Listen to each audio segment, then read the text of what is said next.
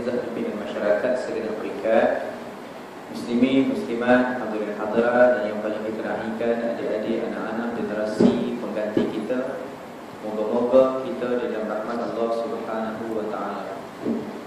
Alhamdulillah, syukur kita kepada Allah Subhanahu wa taala kerana hingga ke detik ini, hingga ke saat ini, Allah masih lagi sudi meminjamkan kepada kita nyawa, meminjamkan kepada kita usia, kesihatan, kemahuan, kekuatan. Dan Allah masih lagi meminjamkan, dan moga-moga Allah bagi terus nikmat Islam, iman, dan dengan sebab itu Allah kurniakan juga kepada kita syurga buat selama-lamanya di negeri akhirat. Makasih atas jemputan yang diberikan, dan saya pun terutama sampai surau ni tagak-tagak tadi ni keluar pun lewat daripada madrasah Pondok Sungai Karangan tadi, Madrasah Selahiyah. Sebab sekarang ni, hari ni bermulanya program sambutan Maulid Nabi sallallahu alaihi wasallam peringkat madrasah. Dan pun hari ulang tahun kelahiran Rasulullah 9 ataupun 12 Rabiul Awal, bulan Rabiul Awal dah pun berlalu. Namun di peringkat madrasah dilakukan pada bulan ini, yang Madin awal. Walaupun lewat, tapi tidak ada masalah kerana sambut Maulid Nabi tidak ada tarikh. Bahkan para sahabat sambut setiap hari. Bahkan sambutan mereka lebih hebat daripada kita. Kita lebih kuat pun kita belara, tengah-tengah panas kita rasa kita dah berkorban, tidak lagi. Sahabat-sahabat hingga ke setakat panas mereka berharap. Bahkan mereka menjadikan dada mereka sebagai benteng daripada anak-anak panah, tombak lembing menembusi, daripada menyentuh kulit Nabi. Mereka jadikan dada mereka sebagai benteng. Betul tak? Antaranya dari peristiwa perang Uhud, bagaimana para sahabat diriwayatkan lebih kurang 20 orang yang syahid. Suatu peristiwa Nabi SAW bila pernah diempak dengan batu, gigi Nabi patah dan Nabi pingsan. Dan ada ilmuwan menyebut Nabi tak pingsan, cuma Nabi dalam keadaan yang sedar tak sedar, sakit. Maksud tu sakit yang topi besi yang Nabi pakai kemik hingga kan menggepit tulang pipi Nabi. Bawa Nabi naik ke kubur. Kalau kita pergi ke Jabal Uhud, lalu kita pergi ke dataran Uhud. Biasanya orang pergi umrah dia pergi dataran Uhud. Sekiranya ada ruang, ada peluang, pergilah ke Jabal Uhud. Jabal Uhud kita akan dapat lihat bagaimana kesan jalan yang masih lagi ada hingga sekarang. Jalan satu lorong yang Nabi gunakan, yang sahabat bawa Nabi untuk sorok Nabi di satu lubang. Yang hanya boleh dimasuki lebih kurang 4 ke 5 orang pada orang Asia. Ada 2 lubang, lubang bawah, lubang atas. Tapi Nabi memilih lubang atas strategi Nabi. Walaupun lubang atas Nabi suka, dalam keadaan Nabi yang hampir tak sedar. Jadi waktu nak naik Nabi itu, pasukan musuh kejar Nabi. Mereka nak musnahkan juga Nabi, mereka nak bunuh juga Rasulullah. Maka dikala itulah para sahabat bangun bila nampak anak-anak panah datang nak menghampiri Nabi. Macam kita main COC Clash of Clans. Macam mana Aceh tembak benteng tu dia orang pertahan. Kena sebut sekali COC tu kan. Kalau ada orang muda orang main faham ni, kita dengar apa dia COC tu. Dia orang muda dia bertahu. Kau bala-bala bertahu kau saja babat tak tahu ni. Dan nak ada tipu dalam surau ni. Baik. Jadi hingga kan menembusi dada-dada mereka yang asalkan, biar kami mati asalkan anak panah yang tidak menyentuh jasad Nabi. Allah diriwayatkan lebih kurang 20 orang yang syahid. Dan itu para sahabat, kita baru ajak belawak ramai-ramai. Belawak bukan terdapat tanda sayangnya Nabi, kami nak angkat spanduk kami sayang Nabi sallallahu alaihi wasallam, dan kita selawat ramai-ramai, jalan ramai-ramai, nak merasai ukhuwah sama-sama tu. Yang tu tujuannya. Kan? Parakan 31 Ogos boleh. Itu belawak kemerdekaan Malaysia daripada penjajah. Ini kemerdekaan umat daripada kufur. Karena dilahirkan Rasulullah, maka umat ini mendapat Rasul akhir zaman yang mana Ibrahim alaihissalam sendiri pun minta, ya Allah bagilah aku jadi Nabi akhir zaman. Allah kata ni kucu-kucu saya tak boleh. Ada balai Khalili. Ibrahim engkau Khalili. Habibi Rasulullah itu kekasih Nabi, orang nombor satu. Makhluk nombor satu si Allah Rasulullah Muhammad. Dah ada dah. Kalau tak boleh jadi Nabi akhir zaman pun jadilah aku ni umat akhir zaman. Tak boleh. Mudah tetap dah sebagai Nabi Ibrahim yang melahirkan suratnya Ishaq, Yaqub melahirkan suratnya Ismail, jalurnya hingga ke Rasulullah. Dah ada dah Muhammad. Maka tuan-tuan, siapa umat Rasulullah? Kita. Kuntum khairu ummatin ukhrijat linnas. Kita umat yang terbaik kata Allah. Allah iktiraf dalam Quran, bukan dalam putusan Malaysia. Tak, bukan dalam berita hairan, bukan dalam Facebook, Twitter, ke Instagram, tak, tapi dalam Quran Allah sebut kita kuntum khairu ummatin ukhrijat linnas. Takkan tak ada rasa bangga kita jadi orang Islam. Ni kadang-kadang malu nak jadi orang Islam. Tuan-tuan, malu nak jadi orang Islam. Kita duduk kat surau, kita jadi orang Islam. Duduk kat masjid, jadi orang Islam. Kita dekat Haji Melayu, ajak pergi shopping. Zat tu baju tak tukar lagi ni. Apa salahnya pakai Haji Melayu? Pakai kem dekat pergi shopping, tak ada masalah. Malu orang jatuh standard lah. Apa tak standard sangat ke baju orang Islam ni? Tak. Asal kata nak pergi Kelepur. Kan Kelepur, Penang je. Nak pergi Penang je, oh baju kau dalam. Tak. Semat, tak ada masalah. Tapi janganlah kita rasa malu dengan pakaian ini, rasa malu dengan wajah Islam ini.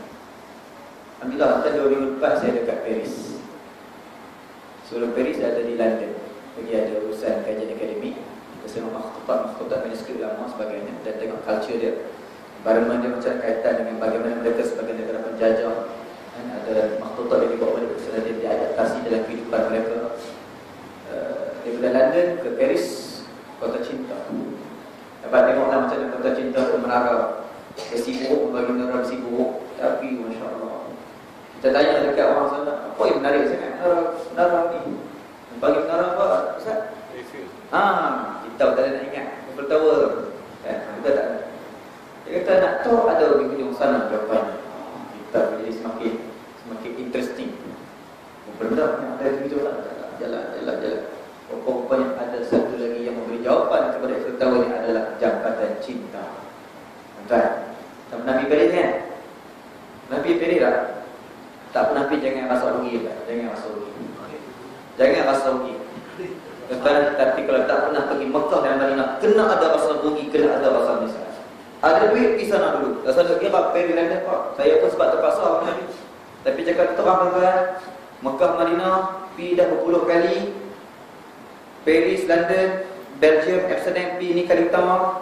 Tempat yang maju, tempat negara yang menjadi ikon duta kepada negara kita ikut kiblat mereka. Tuan-tuan, hebat, teknologi mereka hebat.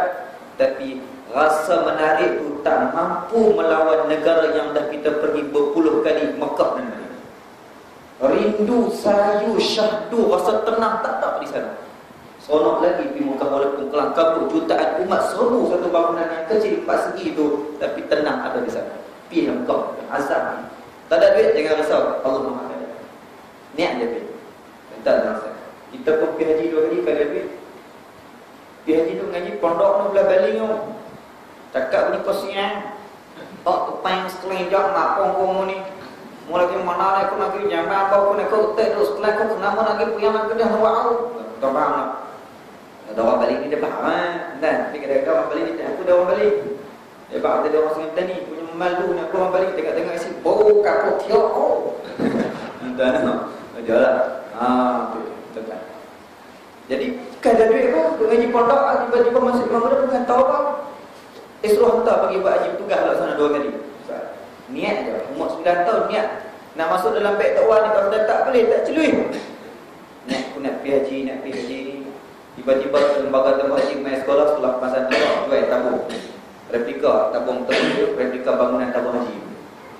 Kita bersemangat nak beli, ada 2 color, satu hitam putih, satu hijau putih. Kita mesti tahu saya beli color apa? Hijau putih, Kata pasal apa? Pasal hijau putih. Kata saya pun beli sebut dah suruh mama. Orang tak sebuting ni kan. Tengok kapel dah. Tak apa beli, kumpul niat umur 21 Allah jemput pergi. Tanpa setupak pun pula orang bagi lagi puluh ribu sebagai upah bagi sana. Tuan-tuan, tapi tak apa nak cakap. Pisah, baik. Di hujung jabatan cinta dapat jawapannya. lereng percintaan di Jambatan Cinta, dia punya tepi menghadang tu daripada orang duduk jalan, penuh dengan mangga-mangga, ataupun di sini bahasa Kedah disebut sebagai pedal ayam. Tuan-tuan, orang kata mangga, orang Kelantan kata apa? Tak tahulah. Tak tahu nak sebut. Kita sebut dalam belakang kuliah nanti. Tuan-tuan, maka dah panggil pelang kan. Sini berpedal. Baik. Lepas tu tak apalah. Penuh dengan mangga-mangga dan tertulis di atasnya nama pasangan masing-masing. Nama dia dan pasangannya. Romeo and Juliet. Oh, ini yang dikatakan nilai cinta. Mereka branding kota Paris menjadi kota cinta dengan simboliknya menara yang berdiri teguh sebagai keutuhan cinta dan terakam menjadi panji-panji kecintaan cinta itu bila nak dipasak mangga itu pada lereng ataupun pada penghadang titi itu penuh pedayang, penuh. Kaya siapa je pedayang lebih. Total hakikatnya cinta itu tidak hakiki. Ini yang kita sembah asal cinta hakiki, cinta Rasulullah, mahabbatul Rasulullah. Total cinta itu bukan cinta yang hakiki. Cintakan bunga, bunga akan layu. Cintakan harta, harta akan habis. Cintakan manusia, manusia akan mati. Cintakan Allah kekal selama-lamanya. Maka pada cinta Allah nomor satu. Sebab itu pesanan agama kepada kita, jangan kita mencintai orang yang mencintai kita. Tuan-tuan cinta dekat pasangan tuan-tuan sebab apa? Sebab isteri kita cinta kat kita, betul tak? Maklum? Pasang. Tanya. Sebab saya buka dia kan? Tanya. Maklum cinta tak kat Palung?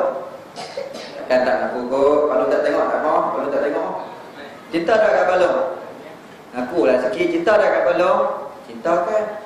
Walaupun tak kot, tapi hati tu gini. Mestilah saya ada abang seorang ni je. Oh, cinta tak Palung? Cinta.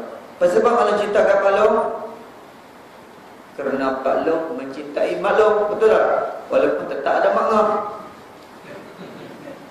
Allah Allah, kalau ada orang.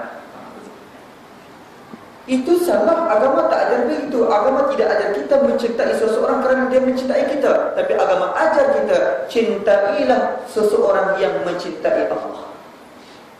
Kerana apa? Haluan cinta tidak boleh pergi dan berpatah balik pada kita. Tak boleh. Dia akan jadi macam cerita kota Paris tadi. Akhir sekali 2 tahun sudah ke tahun sudah, setahun sudah tidak terbalik titi tu. Banjir datang tak semena-mena, titi yang kuat habis, tak tahu mana kunci-kunci dia.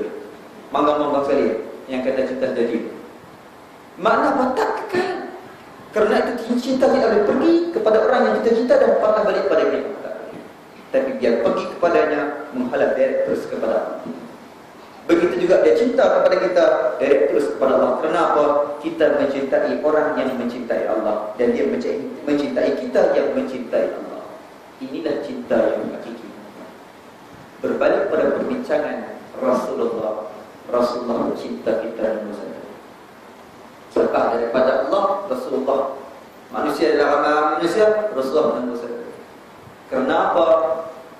Kita nak bangun bersama-sama dengan Rasulullah. Rasulullah dalam mengenangmu, kami susui lembaran sirahmu. Pahit getir perjuanganmu, membawa cahaya kebenaran.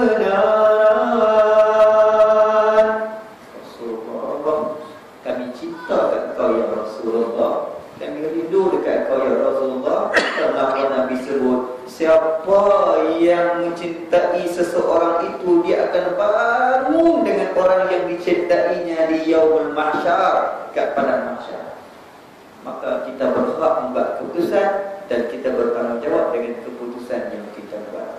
Sekat kita tuan, anak darah kita maklum pun berhak membuat keputusan. Maklum tak layak sama sekali menghalang perasaan cintanya kepada artis Korea. Boleh hang jangan tengok cerita Korea. Mak tak bagi. Okey, tak tengok.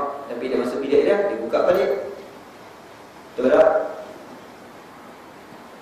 Ashiteru Saraheyo. Oh, nak budak hari ni. Mana? Minyak. Fitrah manusia sukakan hiburan. Apa tujuan hiburan? Untuk ketenangan. Kenapa dia nak ketenangan? Kerana dia nak bahagia. Kenapa dia tak bahagia? Kerana hatinya tak ditenangkan. Kenapa tak ditenangkan? Kerana tidak ada hiburan. Jadi hiburan bagaimana? Kita tak bagi pada dia hiburan yang sebenar, dia pilih hiburan yang tidak benar. Hiburan yang sebenar apa? Zikrullah. La ilaha illallah. La ilaha illallah. La ilaha illallah. Muhammadur Rasulullah. Ada tak bagi? Tak ada ustaz. Kata bagi apa? Kucu-kucu tahi. Dalam rumah kita, mak saya masak deto pagel he mere bana he bome choya mi akahi gohe mak tu sendiri. Jadi jangan kita pelik, jangan kita heran kalau anak kita minat Korea. Sebab acuan kita sambil masak tu kita terapi dengan lagu. Tuan-tuan, inilah kita. Jangan kita salah orang muda. Kita sekarang ni sedang menyediakan generasi yang akan hidup lebih kurang 50 tahun lagi akan datang. Kita akan lihat bagaimana acuan kita pada hari ini. 50 tahun lagi kita akan lihat. 20 tahun lagi kita akan lihat bagaimana hasilnya. InsyaAllah berbaliklah pada acuan Islam. Kita tak salah, tapi mungkin anak-anak kita, maka betulkan anak-anak kita. Dia tak tahu Korea tu apa. Dia tahu minatnya sebab hati dia kosong. Dia nak hiburan. Dengar Korea, oh sono Korea ni dia kepatan. Dia bukan celah-celah punya orang Korea. Negara. Ketika itu rujuk pada sejarah yang dalam sejarah Cina. Sejarah Cina abad ketiga masuk abad keempat pemerintahan dinasti Cina tu. Mereka sendiri pun dah mengambil khidmat daripada orang Korea untuk menghiburkan istana Cina. Hebat orang Korea. Dan orang Korea, hiburan mereka ni bukan benda baru, mereka dah lama sejarah. Dan kalau melihat kepada bagaimana mereka menggunakan asas hiburan mereka adalah dengan cara apa? Pada bulan ke-6 selepas daripada proses penanaman pokok, mereka akan memuja dewa kesuburan pokok. Maka kematangan hiburan, kematangan atau penguasaan mereka terhadap dunia hiburan, dunia muzik ini yang terlalu lama menyebabkan mereka matang hingga ke hari ini. Mereka mampu mencipta lagu yang bodoh-bodoh tetapi orang minat, mereka boleh sentuh, boleh touch hati orang. Apa maksud lagu bodoh-bodoh? Lagu kuda awal tu tapi orang minat. Apa kena style? Satu dunia minat kan. Lagu tu bukan apa menarik kuda. Apa kena style? Tapi jangan cuba bagi anak-anak kita dengar. Dia boleh sombong. Tuan-tuan mungkin tak minat, kita minat Quran, minat nasyid, minat zikrullah. Tapi anak-anak kita tu kata malangnya ianya lebih teruk hingga akan memuja artis Korea sampai kita meluk Korea Allah ini. Moga-moga tidak ada orang pada sekarang. Karena sebab sampai ini kita lihat sebagai wani, sebagai setia, sebagai apa lagi? Punya apa ni? Baju sikit katanya di belakang rumah mungkin amal kuat pula. Saya punya bersungai karangan. Tak tahu apa yang dia karang tak tahu. Betul dia orang macam Muhasabah kehidupan kita. Lepas tu Nabi kata, wa ma na'ala walidun waladahu afdala min adabin hasan. Maklum, apa maknanya maklum? Ganggu je ni, macam faham je. Dapat jawab dah. Siapa dapat jawab, dapat I4C. Si plus ni maklum 3,000 lebih ni, saya pun orang tegah kan. Tapi kalau tuan nak jawab, boleh saya bagi. Masalah lebih menjawab sama. Apa maknanya? Wa ma nahala walidun, kata Nabi. Oi, tidak ada pemberian. Oi, tidak ada hadiah, tidak ada pemberian, tidak ada apa. English call apa ustaz? Itu apa? Tak pernah pun lah. Kita saya lagi kurang sikit. Pi baru ni pi pakai pi rodong. Dia okey lah kan, boleh juga berbalas-balas. 2 tahun sudah pergi Australia. Pergi Australia tu sampai ke immigration batok pun yang panjang. Ramai orang pergi Australia masa tu tengah musim bunga. Sejuk kan. snowball dia sikit-sikit lagi, tak apa. Sampai kita ni bila polis tengok kita, dia pergi kat kita, tengok pasport kita, tengok kita. Tengok pasport kita, tengok kita. Dia kata nanti kan, popular juga aku ni. Masih memang muda, masa-masa tak kenapa. Tapi rupanya popular seperti Australia. Dalam kali polis dia kata, you go straight, dia bagi satu lorong. Tak kena beratok, agak. Orang lain beratok punya, saya tak kena, terus je masuk lorong tu. Rupanya itu lorong yang dikhaskan untuk orang yang disyaki penjenayah. Pasal apa? Dia tengok pasport kita banyak masuk negara Arab. Istro hantar tugas pergi ke Dubai, pergi ke Syria, pergi ke Mesir, pergi ke apa nama ni, banyak lah. Apa negara masa tu pula tengah Arab Spring, kebangkitan Arab. Allah, 3 jam kena suasana. Dah lah punya payah rasa mulai guriak, macam-macam flag. Tak faham. Dia marah kita sebab bawa susu kambing. Kita mana tahu kau punya saudara tak boleh bawa susu masuk. Itu tak pengalaman. Jadi cerita apa tadi ni? Hadiah. Kita nak bagi pada dia hadiah. Nabi kata tidak ada hadiah afdala yang terlebih mahal, yang terlebih mewah, yang terlebih hebat. Kamu nak bagi hadiah pada anak kamu ni, mestinya ke ataupun sepelajar cemerlangkap keluarga, kamu nak bagi hadiah pada ini, tidak ada yang paling hebat kata Nabi min adabil hasan, daripada iPhone 6. Dek, ayah nak pakai iPhone 6 ni, nak? Lele malu pula. Boleh main Clash of Clans lah ni. Ataupun mendapat game PSP. Nak? Untuk malu-malu pula. Ataupun memberi duit RM50. Ataupun memberi motosikal pada yang remaja sikit, memberi kereta, memberi rumah, memberi penginapan, memberi pakaian, maka selesailah tanggungjawab aku sebagai seorang ayah dan ibu kepada anak. Tidak, tidak kata Nabi. Tidak ada pemberian yang paling afdal. Habis apakah pemberian itu? Min adabin hasan kata Nabi, iaitu adab yang baik. Buat apa?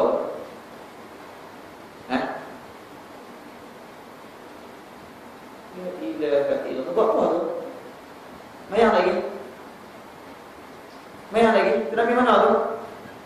Nabi main bola kan? Pasal kau tak mayang lagi, mayang saja. Dia pun mayang. Nabi main bola kan? Oh, pakai selat pendek. Pakai anak mayang. Ada Nabi Hasan. Kakak, hai, nak apa tu? Nak sidai baju mak. Sidai baju pun kena pakai tudung sebab awak kat luar tidak ada dinding, nanti orang tengok. Ada bin Hasan, ada yang baik. Hei, awak cakap lagu tu, kenapa cakap kesat tu? Kenapa cakap perkataan yang tak baik dalam rumah? Kan? Cakap baby ke kan? Ya, pasal tak elok lah kan? Baby dia elok, yang seakan-akan baby tu. Kenapa cakap macam tu kat adik? Kenapa cakap macam tu? Ada bin Hasan. Inilah pemberian yang baik. Dan didik mereka cinta Rasulullah, cinta Rasulullah, hingga mereka terindu-rindu dengan Rasulullah. Macam mana nak bagi kenal Rasulullah kalau kita pun tak kenal Rasulullah? Macam mana kita nak kenal Rasulullah kalau kita pun jarang salawat kepada Rasulullah? Syarat nak kenal Rasulullah kena kenal namanya dulu, kena kaji sebut nama-nama dia dulu. Lepas tu kena banyak baca akhlak-akhlak, baru kita boleh kenal Rasulullah. Anak kita lebih kenal pemain bola sepak. Siapa ada adik main bola sepak yang adik minat? Siapa dia? Jadi jika Kedah. Kedah. Kau kenapa pada tak sebuting ni? Bukan bapak tadi gurau. Siapa main bola sepak? Mata. Kenal mata? Tak kenal? Hebat sungguh tentang dia anak-anak ni. Datuk Harudin kenal? Sudah. Tak kenal habis. Ustaz kat depan ni kenal tak? Ustaz Azhar namanya. Tapi bukan Azhar Idrus, Azhar Brus. Dan datanya dirahmati Allah sekalian. Didik mereka kenal Rasulullah. Didik mereka cinta pada Rasulullah. Terapi mereka dengan terapi Al-Quran, terapi mereka dengan terapi semangat. menyegarkan hati mereka ni. Kata Allah, innamal mu'minuna alladzina idza dzukirallah wajilat qulubuhum. Orang beriman bila mana mengingati Allah, mengingati kekasih Allah, melihat pandangan, melihat makhluk, melihat kehebatan Allah, bergetar hati mereka. Alangkah indahnya hidup ini, andai dapat ku tatap wajahmu. Alangkah indahnya hidup ini, andai dapat ku pucuk tanganmu. Ya Rasulullah, ya Habib Allah, aku rindu padamu. Ya Rasulullah, ya Habib Allah, aku sayang padamu. Allahumma salli ala Muhammad, ya Rabbi salli alaihi wasallim. Tuan-tuan, kerinduan pada Rasulullah itulah yang kita nak paku, yang kita nak tanam dalam jiwa anak-anak kita. Allahu Akbar. Inilah ketenangan yang sebenar. Inilah jiwa-jiwa yang tenang, jiwa-jiwa yang hati mereka merindui Rasulullah, merindui Allah. Hati kita hari ini orang utamakan. Kita risau kalau kita tak dapat habar. Kita risau kalau kita tak maju dalam takdir. Bagi contoh bahawa inilah kita ada Rafi juga, jadi berinteraksi juga dengan mak ayah. Anak sampai tahap sampai sekarang tak ada lagi kawan dengan kawan kita pun besar. Saya ustaz tengoklah kalau kata anak saya ni dia tak lepi PSR tu nak tak tapi ustaz. Allah Akbar. Anda nampak betapa masyarakat kita menghina ataupun menghukum sekolah-sekolah Islam. Bukan orang Cina, Buddha, bukan orang Kristian yang hukum sekolah agama, bukan orang Hindu, tapi orang Islam sendiri yang membenci sekolah agama. Kalau nak saya dengar kat MA, saya tak sepi sekolah pondok. Nampak? Saya berdoa, kita berdoa dan tiap-tiap hari kita berdoa, ya Allah nak dengarnya suara ustaz. Kalau anak saya dapat 5A, saya tak pondok ustaz. Tapi kalau 5A tak pernah. Kita nak dengar jawapan macam. Tapi tak ada, cakap dia tak ada lagi. Kalau ada pun bagi cakap je. Dah dibawa dah pula. Kan Pak Long dia kena berpegang kuasa juga pada Pak Long nak bincang. Kadang-kadang Pak Long dah bagi, Pak Long pula tak bagi. Esok ni abang nak kita nak makan apa bang? Mati kebulok makan basiak. Takatlah kita hidup tak pernah dengar lagi ustaz mati kebulok. Bahkan gemuk-gemuk ustaz tu. Gemuk-gemuk. Ada sampai mati sebab banyak makan. Mati pasal apa ustaz tu masa muda lagi. Makan tak jaga kolesterol terlebih. Habis kuliah je surau jamu makan. Habis kuliah je kan makan tak agak-agak tom yam kambing. Kiok ustaz tu. Mati sebab banyak makan. Bukan sebab kurang makan. Habis tak yakinkah kita pada agama? Tapi itulah hukuman yang orang buat pada sekolah agama. Itulah yang orang buat pada sekolah agama. Kita merasakan hinanya agama. Entah dalam kesehatan. Moga-moga dapat kita betulkan perkara ini dengan keluarga kita. Yang dah lalu tak apalah, yang dah besar kita besar tak apalah. Sampai tahap juga bila dah cerdik, dah cari sekolah-sekolah yang memfokuskan pada akademik fardu. Kita tak kata sunat fardu, tapi fardu kifayah. Tapi agama ini fardu ain. Fardu ain dengan fardu kifayah, fardu ain lebih berat. Apa guna anak kita seorang doktor, dia boleh mengenali pelbagai penyakit dan pelbagai cara merawat, pelbagai ubat, namun dia gagal mengenal siapa yang mencipta dirinya. Apa guna dia seorang saintis yang mengenal alam semesta ini, tapi dia gagal mengenal siapa yang mencipta alam semesta ini. Apa guna dia seorang engineer yang mampu mengendalikan mesin pelbagai formula, namun dia gagal mengenal siapakah Allah yang mencipta mesin yang cukup indah, yakni manusia. Maka tuan-tuan, mata kita ditutup dengan pandangan dunia hingga menyebabkan kita buta, hati kita itu buta untuk melihat ma'rifah yang sebenar, hakikat yang sebenar. Akhirnya, pandainya anak kawan tu, baca besar, pangkat besar, tak lama 6 bulan kena kakak SPRM. Kenapa? Pecah amanah. Kenapa? Dia yakin, dia pandai, dia boleh solat duit, tapi dia tak ingat Allah sedang memerhatikan apa yang dia buat. Ramai sekarang ni takkan. Takkan orang yang biasa-biasa, bodoh-bodoh macam kita ni, curi duit pun 3-4 ringgit ya. Curi dia kata curi sekarang pun, bibat 3-4 ringgit ya, curi sekarang. Hak yang cerdik-cerdik tu, hak kata mengaji sekolah pandai-pandai, hak tu lagi banyak. Bukan 3-4 ribu. Tu satu MDB tu, 1 juta. Bukan orang bodoh buat tu, orang cerdik. Yang curi duit tabung hanya 20 juta, bukan orang bodoh, orang cerdik. Yang berkenal dengan JSC pun banyak mana pula lepas ni, bukan orang bodoh, orang cerdik. Bodoh kali kau, cerdik. Kita yang bodoh pada engkau. Tuan-tuan sekalian, kenapa? Kerana tidak dididik dengan agama. Sultan Muhammad Al-Fatih, kita nak melahirkan pemimpin macam Sultan Muhammad Al-Fatih. Hari ini kita berbicara soal pemimpin, soal siasat, soal politik. Kita nak melahirkan Sultan Muhammad Al-Fatih. Bagaimana dia dididik?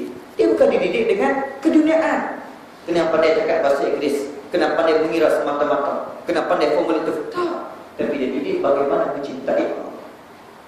Kehebatan dirinya hingga kata Rasulullah menabatkan sebaik-baik raja dan juga sebaik tentera di zamannya. Kerana apa? Dia pergi membuka kota Konstantinopel daripada kezaliman Kufar. Berdiri di hadapan kepala tenteranya bertanya, siapakah di kalangan kalian yang tidak pernah meninggalkan solat fardu daripada sejak dia akhir balik hingga sekarang? Silakan berdiri, separuh duduk. Mana ada yang pernah tinggal solat fardu secara berjemaah? Secara berjemaah. Siapa yang tidak pernah meninggalkan solat fardu? Tadi secara berjemaah, separuh duduk di solat fardu pula. Separuh lagi duduk, mana pernah tinggal solat fardu? Secara berjemaah, setengah lagi duduk. Solat ketiga tanya, siapakah di kalangan kalian yang tidak pernah meninggalkan solat sunat tahajud? Dia mulai tiap-tiap malam, sejak daripada dia lahir, sejak daripada dia akhir balik hingga sekarang. Duduk habis semua, tinggal dia solat. Oh ya betul ni, kita nak jadi kata ni bakal Perdana Menteri, tu bakal Menteri Kewangan, ni bakal Menteri Pendidikan. Ini kita nak lahirkan. Yang kata, ya kalau Ustaz, jangan. Kalau kita sendiri tak yakin, macam mana mereka nak yakin? Kita kena yakin ini. Ustaz, saya sedang membesarkan anak saya ini bakal Perdana Menteri Malaysia. Ini kita nak lahirkan. Min buyutil fuqara yakhrujul nubagha, kata kata. Min buyutil fuqara yakhrujul nubagha. Daripada rumah-rumah orang yang fuqara, yang fakir miskin ataupun yang serba kekurangan, inilah yakhrujul nubagha. Akan keluarnya tokoh-tokoh yang hebat, pemimpin yang hebat, cendekiawan yang hebat, ilmuwan yang hebat. Ini yang kita lahirkan dekat Serai Steel kita. Insya-Allah. Kita tak semangat tak? Tak sebut amin pun. Amin. Amin, walaupun saya belum ada anak. Amin, insyaAllah. Nak juga nak jadi macam tu. Lisanul khalq qada'ul haq. Niat mereka tadi tak ada niat pun cakap macam ni. Tapi Tuhan yang tentukan lisanul khalq. Perkataan kita dan kehendak Allah. Amin, insyaAllah. Moga-moga. Tuan yang berahmati Allah sekalian. Apa tadi ni? Ada sampai tahap dah atas sekolah biasa dah apa lah. Sampai tahap tak ada apa-apa lah. Nakal yang amat sangat, sekolah tu reject. Baru pergi jumpa tu. Tolong masak tu, orang pendidik dah nak tegur nak apa-apa tu buat. Saya tak tahu nak apa-apa dah. Tegur. Nampak cara sekolah pun Allah. Sumpangan sekolah kita batu tak kalau tegur. Tu dia, kalau sampai pos sendiri pun tak tahu nak apa. Ni nak sekolah dekat pos angkat, tegur. Tegur bukan seorang tu nak jaga 200 lagi, tu nak jaga 1000 lagi. Tapi itulah hakikat masyarakat kita menghukum sekolah agama. Lepas tu bila mana pondok teruk, teruk betul lah akhlak pelajar pondok tu, dengan pemotornya, dengan tak ada, tak educated, dengan tak intelligent, dengan tak nampak profesional. Nak profesional pun tengok. Kita tengok yang hantar pergi pondok tu siapa dia? Penagih dadah, yang dah tak ada masa depan, yang kita sendiri tak nak jaga, kita hantar pergi pondok. Lepas tu salah ke pondok. Begitulah kita underestimatekan pengajian agama. Punya kita hukum pelajar agama, kita hukum institusi agama begitu. Khianatnya kita pada agama. Jangan memperimpi, jangan kita mimpi sekolah agama akan bangun. Tidak. Kalau begini sikap kita, jangan, saya nak tekankan, jangan kita rasa takut nak hantar anak ke sekolah agama. Jangan rasa risau. Hantar tu. Pondok tahfiz sekolah agama, hantar, jangan risau. InsyaAllah ada masalah. Kita nak singkirkan pemikiran tadi ni, sekolah agama tu ulama. Kapal nak tekankan, insya-Allah akan lahir generasi pengantin sekali, generasi yang faham agama. Insya-Allah. Tuan-tuan yang dirahmati sekalian, bila dah kenal agama, baru dia ni akan mengenal diri. Man arafa rabbahu faqad arafa nafsah. Siapa yang kenal Tuhannya, maka dia kenal diri. Allah, Ustaz nak kena sekolah dengar saja. Tak, teruskan, no problem. Tapi tanggungjawab kita berat sikit. Nak libatkan dia dengan kuliah-kuliah, waktu dia cuti, ambil kesempatan yang masukkan. Tidak kita menyesal dan kita tak menyesal. Sekolah dengar, kita balik cuba tengok. Mengajar agama berapa jam kan? Itu pun tak kira yang terina dalam kelas. Yang cikgu sakit perut, ustazah sakit perut, ustaz sakit perut. Tak kira lagi dengan kelas tiba-tiba dibatal ataupun diganti ada pada aktiviti sebagainya. Berapa jam sangat agak-agak lengkap kalau doa itu. Sampai tahap kita bertanya bahawa dia dekat sekolah menengah. Saya ceritakan apa yang saya lalui ke. Tak setengah tadi kita akan berapa ni Ustaz? Biar abang sahabat. Kita akan dekat sekolah ni, belajar kami ni. Tanya apa mengenai dia bersama pasti barat. Betul lah ada. Kamu sikit kan boleh tak? Nampak memang kita berhenti. Kalau tak, minta. Bagi RM30 ya. Orang. Saya bukan jenis itu. Kita bukan jenis itu. Tak nak minta tu. Nanti. InsyaAllah. Betul. Apa nama? Kita pergi satu sekolah menengah. Bukan di Kedah. Alhamdulillah bukan di Kedah. Tapi orang bukan di Kedah, tapi di Malaysia bukan. Mana tak ada mana kita. Jadi Nabi Isa wafat di mana? Di Baitul Maqdis, Ustaz. Oh ya ke? Kata-katanya jenazah ada situ. Oh. Macam mana dia dimatikan? Macam mana dia dibunuh, Ustaz? Macam mana? Disalib, Ustaz? Majoriti yang menjawab itu. Dalam dia ada lebih 900 orang. Apa arti tuan-tuan? Kita dekat sini buat himpunan mempertahankan akidah. Jangan guna kalimah Allah dalam Bible. Tapi rupa-rupanya akidah Kristian sudah pun berada di dalam dada-dada anak-anak kita kat dalam sana. Cuba boleh tanya anak kita, Nabi Isa macam mana? Dia kena bunuh. Bunuh macam mana? Salib. Akidah Kristian sudah pun berada dalam dada mereka. Kerana apa? Ini mesti salah jiran saya, Ustaz. Ini mesti salah sekolah, Ustaz. Ini mesti salah cikgu, Ustaz. Ini mesti salah nenek, Ustaz. Semua orang salah. Dirinya tak salah juga. Kerana didikan kita, tuan-tuan. Maka tuan-tuan, selamatkan anak-anak muda kita sebelum berjalan. InsyaAllah. Moga-moga, tuan-tuan. Jawab lagu tu. Sedih kita. Kita pun kena bantu cerita kita di Nabi Isa wafat lagi. Dia diangkat ke langit.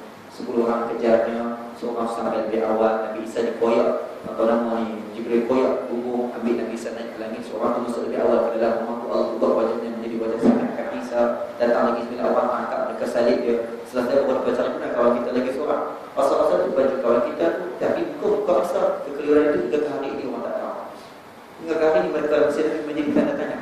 Question mark yang tak dapat jawapannya. Cerita dari baru untuk faham. Itulah akidah Islam. Nabi Isa akan turun di akhir zaman. Sebagaimana yang Nabi sebut, Hudzaifah bin Asid al-Ghifari radhiyallahu anhu, qala itul an Nabi sallallahu alaihi wasallam wa nahnu tadzakkar qala ma tadzakarul qawlan tusa'a qala innaka lam taquma hatta tarna 10 ayat ada berdukhan wa tajib wa tabat al-ahsham min al-maghrib wa nuzul Isa alaihi salam. Akan berlaku 10 macam tanda-tanda kiamat. Antaranya dukhan, keluarnya asap, di mana asap itu orang Islam bila hidup menyebabkan penyakit selsema. Mana Ustaz? Tak pernah kena asap di penyakit selsema. Mesti kalau Ustaz pernah pergi himpunan kat Kuala Lumpur, mesti Ustaz kena. Asap FRI, tapi asap bukan macam tu Allah. Kalau orang kafir hidup asap itu menyebabkan kelembung tubuh badannya.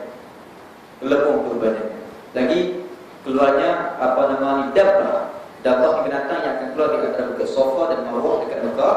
Tengah-tengah dia keluar, dia akan memberitahu manusia sudah tidak lagi mahu beriman kepada Allah. Wa asyam sampai maghrib keluarnya matahari dari tempat tenggelam. Wa nuzul Isa alaihi salam, turunnya Isa. Itu Dajjal. Dajjal keluar, Imam Mahdi tak mampu melawan Dajjal. Imam Mahdi sendiri pun terpaksa berundur, tak mampu nak lawan dengan bala tentara Dajjal. Imam Mahdi akan keluar terlebih dahulu. Bila mana manusia jadi semakin kelam kabut, Syria dengan tak ada IS-nya macam-macam sampai jadi keliru perang sama-sama, kita sendiri dah tak tahu apa dah. Akhirnya ulama kata sampai masa kita kena mencari seorang pemimpin yang akan menyatukan seluruh umat Islam. Seperti mana yang Nabi sebut, zaman 5 zaman yang akan dilalui: zaman Rasulullah, zaman para sahabat, zaman zaman yang menggigit, zaman Umayyah, Abbasiyah dan juga Utsmaniyah, dan berakhir zaman kita sekarang, zaman pemerintah yang sezalim-zalim pemerintah pada Nabi, dan juga zaman yang terakhir, zaman yang seakan-akan zaman Nabi balik, itu zaman Al-Imam Mahdi. Maka mereka pun pergi Masjidil Haram, cari impor dengan duk lena. Dan antara khabarkan situasi. Pada mula tak nak mengaku. Imam Mahdi nak tahu dia tak mengaku. Imam Mahdi dia tak mahu mengaku, bahkan suruh mengaku tak nak mengaku. Sampai tak kena letak pisau kat tengkok. Kalau hang tak mengaku, kami sembelih hang akan mati sebelum sempat hang menunaikan tanggungjawab yang Allah takdirkan kepada engkau. Hang jawab dengan Tuhan itu, barulah dia mengaku. Itu Imam Mahdi. Jadi maknanya kalau tiba-tiba kita jumpa ke kampung kita, ikut negara didik dan sebagainya, saya Imam Mahdi, itu bukan. Sebab Imam Mahdi tandanya dia tak mengaku. Itu paling mudah kan. Jadi dia akan sempat pada dia mengaku, dia berbaikah dengan 7 ulama akademik yang mereka berjumpa serentak tanpa dirancang, barulah dia naik atas mimbar Masjidil Haram dan berkhutbah. Dia berkhutbah menyatukan balik bala tentera, serang, menjatuhkan kufar satu lagi satu, kalah habis semua. Hinggakan kufar menyorok belakang pokok dan batu pun diberitahu. Imam Mahdi memerintah, ada kata 33 dan ada kata 40, ada kata 100 dan Allah Alam.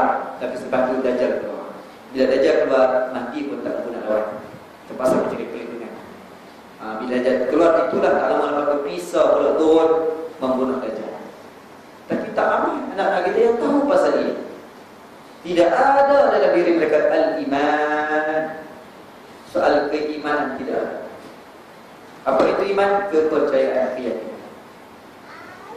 Islam ada, mereka ada Islam. Amal jawarih ada. Amal jawarih mereka ada. Tapi amal qulub mereka tidak ada. Perbuatan mereka ada, mereka solat, mereka berpuasa. Tapi soal keyakinan mereka tidak ada. Tak yakin, tak tahu dosa, pahala, syurga, neraka, Allah, malaikat, siksa kubur, mereka tak tahu. Tak ada keyakinan. Tahu tapi tak yakin. Kalau kita ni mungkin percaya tapi tak yakin. Mereka kadang-kadang tahu tapi tak percaya. Kita ni mungkin tahu dan percaya cuma tak yakin. Pasal kata macam tu. Nak tahu kita yakin tak yakin, tuan-tuan. Percaya dengan yakin tak sama kan Ustaz? Baik, pelik saya ni, saya pening ni tuan-tuan. Letih dengar aku orang kali ni tuan-tuan. Percaya dengan yakin tak sama kan? Maklum? Percaya dengan yakin sama tak maklum? Jom kita bawa metafora. Baik, Ustaz duduk situ, contoh tu, Ustaz duduk situ kan, bukan Ustaz ambil wali. Wali duduk situ, saya ni penembak tepat. Saya pun tembak, bukan tembak dia, tembak apple atas kepala dia. Tembak apple atas kepala dia, kena. Jawab, okey, 1 meter. Dia pergi 1 meter, weh, kena. Dia betul, sniper. Lagi 1 meter, kena. Agak-agak dekat sampai 200 meter tembak kena. Terror dah kan? Terror dah kan? Tak lagi biji pun tembak kena 10 kali tak kena. Terror dah kan? Terror. Okey, sekarang ni tuan-tuan ganti tempat dia. Tak apa kepala kita. Pani. Tuan-tuan percaya kata saya terror, tapi tuan-tuan tak yakin kata saya terror. Itu makna beza percaya dengan yakin. Tuan-tuan percaya saya terror sebab tuan-tuan tengok saya tembak 10 kali kena. Apa tu? Tapi bila nak ganti dengan tuan-tuan, tak bawa balik ke saya. Tuan-tuan tak yakin. Itu beza percaya dengan yakin. Hari ini tahap iman kita dapat kita ukur secara rambangnya. Ramai yang tahu dan percaya tapi tak yakin. Kerana itu ramai yang tahu, percaya tapi tak buat.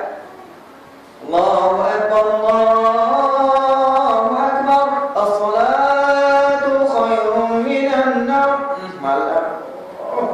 Tidaklah orang ini.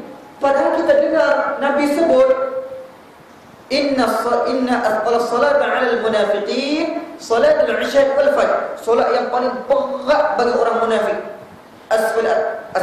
Asfali minan nar. Neraka yang paling bawah orang munafik.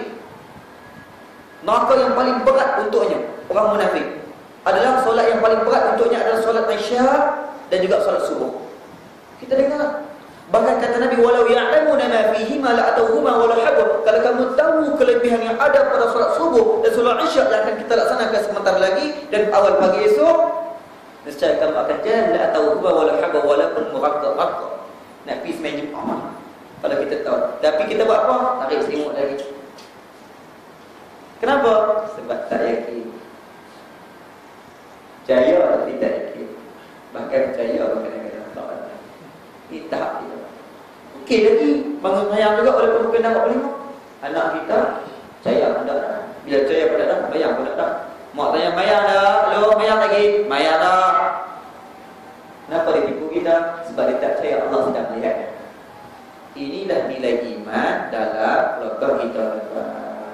Jadi moga-moga sabah yang singkat bagi kita pada malam ini dapat kita renung semula bagaimana kualiti keluarga kita.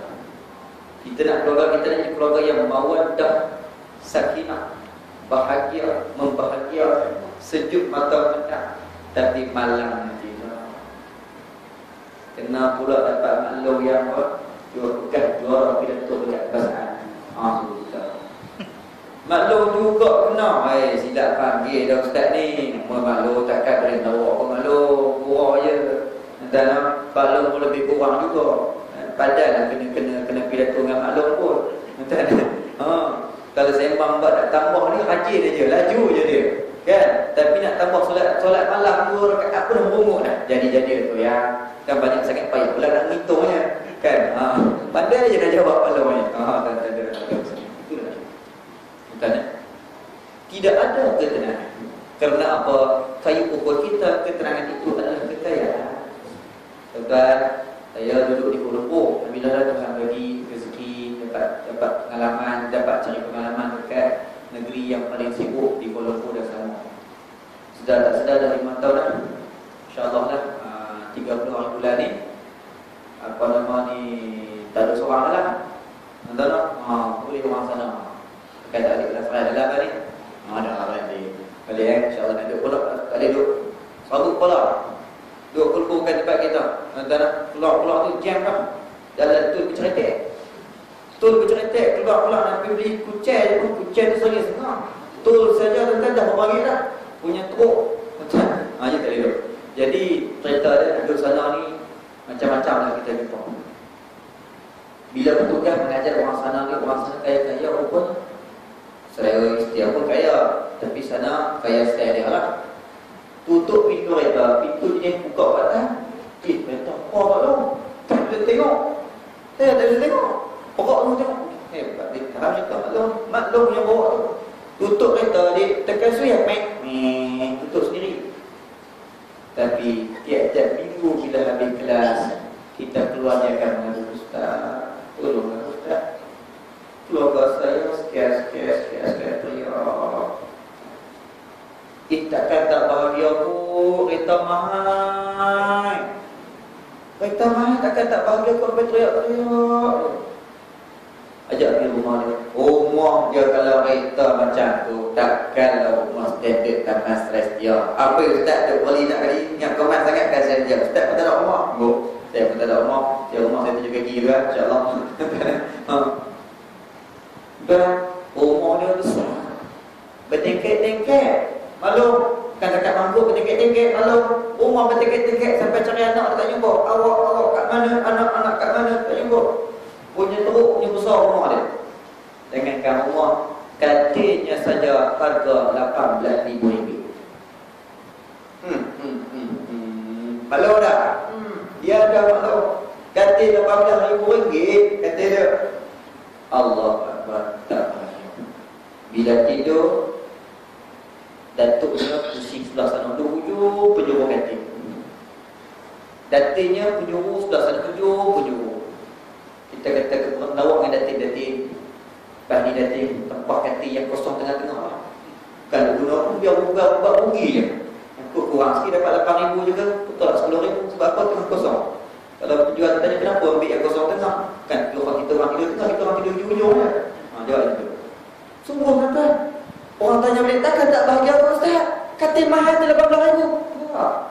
Kemewahan, kemahalan sesuatu yang kita guna tidak memberikan kebahagiaan. Bahagia lagi paklum dan maklum dekat taman Celestial.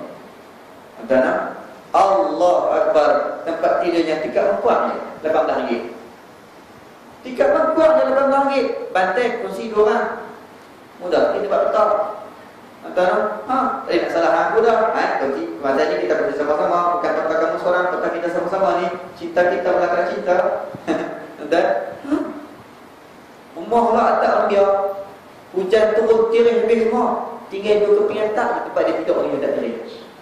Kan tidur rapat-rapat tu ya, nak sampai 18 orang. Bahagia. Takkan bahagia aku Ustaz? Tikam kau bahagia. Walaupun tikam kau, ya bahagia. Allah. Datuk naik kereta, Datuk tengok depan street. Sepongga orang tengah apa? Negeri apa? Gop ke apa? Kerah tu. Sarap baru. Maklum ini sepongga berapa okey. Tengok cermin kiri tak tengok depan. Tak mau tengok muka Datuk punya pasal. Datuk pusing kiri tu. Sepongga berapa okey tengok. Dia tanya, you nak kat mana ni? Ikut you lah, you yang ajak kan? Ya. Datuk kan? Yelah, kita nak makan kat mana dah keluar ni? Ikut you lah. Banyak tanya pula. Orang sibuk ni. Tak sibuk ngaku.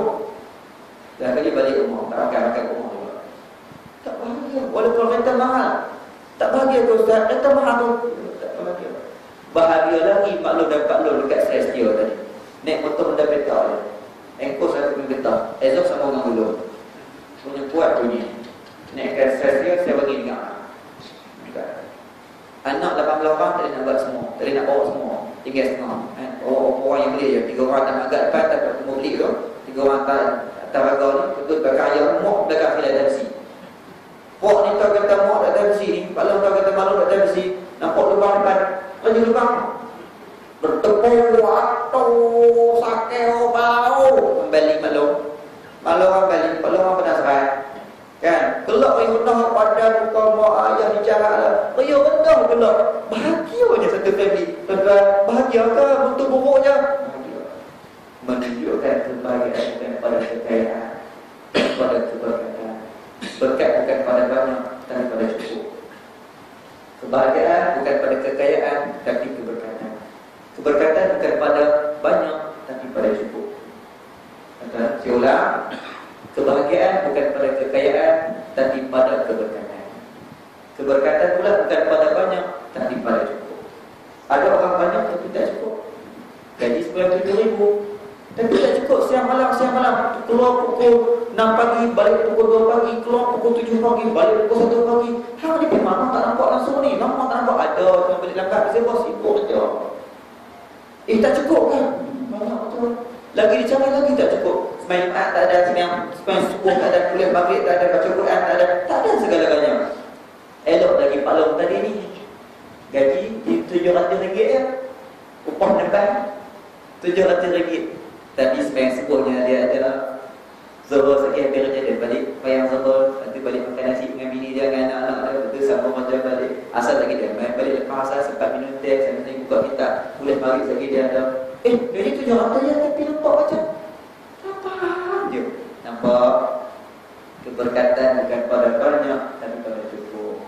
InsyaAllah tuan-tuan, ini dah nilai kehidupan yang sementara yang dapat kita bicarakan pada malam ini. InsyaAllah moga-moga menjadi manfaat bersama. Minta maaf lah tuan-tuan, kalau terkasar bahasa, tajak kata-kata apa orang Kedah dia kesak sikit tuan-tuan, tapi tak apalah sama-sama orang Kedah. Saya suka cakap juga apa kadang-kadang sama belah KL. Apa terasa hati orang Kedah kan kasar. Nampak lagu mana? Dah, ajak makan macam ajak pedu. Padahal ajak makan, main makan nak habis ni. Kan, macam ajak pedu. Suruh tambah macam ajak bertemu. Tambah lah. Apa lagi nak makan, tak ada balik lah. Orang Kedah, padahal suruh tambah nasi. Orang Kedah nampak lagu mana lagu tu. Kedah saya tu, Kedah tu. Ya, macam tu. InsyaAllah jadi moga-moga apa yang kita bicarakan bersama, jadi manfaat bersama insya-Allah. Isu-isu yang berlaku di akhir-akhir ini jangan kita jadikan sebagai sebab musafah untuk kita semakin keliru ataupun kita membenci gerakan Islam dengan itu adalah ujian mainan-mainan dalam perjuangan biasalah tu. Kita kekal teguh di belakang ulama, kekal teguh di belakang Islam, kekal teguh berpegang pada Quran dan Sunnah. Jangan risau, jangan kita sekali-kali ada anasir-anasir yang membisikkan kepada kita merendah-rendahkan ulama. Kadang-kadang ada orang hilang yakin dengan ulama, hilang yakin dengan ulama. Bukan sebuah hormat ulama sampai kita sujud tak, at least kita ada rasa hormat, kita rasa hyper pada ulama. Kenapa? Kita compare bab amalan itu, bab amalan kita dengan dia berbeza banyak. Sipur pun dan insya-Allah kalau dengan Allah dia nombor satu, dengan Allah dia hebat. Insya-Allah kalau bab urusan dunia insya-Allah Allah akan tolong. Yakin itu. Dan patutlah pertemuan fiqh, soal Wahabi ke Ahli Sunnah ke Syiah tu kita kena berpegang pada prinsip yang sebenar. Ahli Sunnah tetap Ahli Sunnah. Dengan kira Syiah itu awal lagi. Syiah pun jangan terlibat walaupun 27 puak, 22 puak ada yang boleh pakai berkawan tapi jangan ikut dia. Dia dengan cara ni. Kan? Wahabi itu tak apa kan? Wahabi ini hanya berbagai fikiran, mereka tak salah faham akidah. Kan mereka cuma tidak mahu meraihkan, tidak ada perbezaan. Orang negeri mereka tak nak negeri, maka siapa negeri itu bid'ah baginya. Tak apalah, dengan bergaduh dan tak apa tak apa. Aku tak banyak Allah rancangan, betul kena banyak diri. Allah banyak ada yang diri. Kata itu sudah bergaduh. Gaduh sebab kita suka makan buah Asyura, tidak suka makan. Dia pernah makan tu yang sudahlah, kami suka makan buah Asyura, kita ibadah buah Asyura. Dia kata tidak ada dalam agama, tak ada agama, macam mana boleh ada dunia bukan agama. Jadi setiap benda tak ada dalam agama. Jangan kita misal-misalkan. Kadang-kadang bak pakai reta buat tak naik utang. Kan mesti naik reta, naik utang, Nabi naik utang, Nabi tak naik reta. Dia kata dia bukan agama. Siapa kata reta bukan dalam bab agama? Semua dia berada dalam agama. Jangan misalkan agama di dunia. Semua dalam agama. Hatta masa zaman pun kira dalam agama. Masuk ke mana dulu, kanan dulu, kaki kiri dulu. Kan baca doa apa, tutup pada semua dalam agama. Itu kena hina zaman. Apatah lagi soal politik, apatah lagi soal ekonomi. Semuanya ada. Jadi jangan kita bergaduh, jangan kita bergaduh dan bocor dari ke depan. Kan? Kita tetap teguh dengan kita punya aliran kita, pemikiran kita, atau pemahaman kita pemahaman yang sederhana. Seni kita ada seni. Ulama pun datang ke dalam Malaysia berlaku pertumpahan darah. Tak berlaku Arab sama Arab, tak berlaku pertumpahan darah. Wahabi ini satu pemahaman yang berlaku pertumpahan darah. Daripada ambil kuasa dekat Saudi pun, Saudi nak ambil kuasa dekat Riyadh ambil kuasa dekat Mekah Madinah, berlaku pertumpahan darah dengan kerajaan Turki sebagainya berlaku. Kita ada ulama masuk dalam Malaysia dengan kata yang lembut, dia orang marhaban. Marhaba, maka perkataan dia tu minyak pada Islam. Tu jawab Islam masuk dalam mereka dalam perjuangan. Dia buat burdah, buat qasidah, dia buat dengan selawat ramai-ramai kan. Dia buat baca Yasin malam Jumaat kumpul baca Yasin kan. Nak baca surah Kahfi baca Yasin baca. Tu cara buat lembut sangat-sangat. Jadi tak berlaku pergaduhan. Okey, sekarang belum Muharram, jom kita kacau buat Asyura. Hang ambil tepung, hang ambil jagung, hang ambil ni. Jadi ramai-ramai yang buat sama-sama. Jadi ukhuwah tu cara Islam masuk dalam Islam. Jadi tak perlu kita gaduh-gaduh nak kata orang sesat dengan orang bid'ah. Ya insya-Allah. Allah Taala cuba sekat dulu. Dan satu lagi tuan ada satu pengumuman, saya ada bawah tangan sikit ni. Ada bawah tangan. Bawah tangan ni kan apa? Tapi kita memang tidak ada bantuan dari kerajaan. Kita survival makna kita struggle juga. Jadi tuan-tuan lah yang banyak membantu tahfiz sekolah agama. Yang bila orang ada kata ustaz tak jual produk apa aja kan. Hampa tak tolong pun tak cakap banyak. Dia tolong kita pun tak boleh kan. Dia pun dapat gaji mufti ni besar, ribu-ribu gaji mufti. Dia kata ustaz-ustaz yang buat sekolah agama ni dia cari. Memang kita dibangunkan milik kita tak ambil. Dia dapat mufti boleh dapat gaji dia ribu-ribu. Kita ni kan gaji tak ada gaji. Kan? Main Islam tak pernah minta apa. Dia mengharapkan duit orang ramai. Yang nak bangunkan tapi itu kita sepupang tak. Tapi tuan-tuan lah yang banyak bantu. Naikkan nak di simen, nak di batu, nak di simen, nak di besi, semua tuan-tuan yang bantu. Jadi tuan-tuan, kita ada bawa sikit barangan. Barang itu berguna untuk kita. Ialah kasturi, tuan-tuan amalkan. Nabi suka pakai kasturi. Jadi kita usahakan buatkan supaya tuan-tuan pergi cari ketuat. Apa nama ni, musuh sebagainya. Buat saya anak nasihat, tuan-tuan ambil pakai bawah 5. Dalam orang Islam ada cara pakai begitu. Untuk ketenangan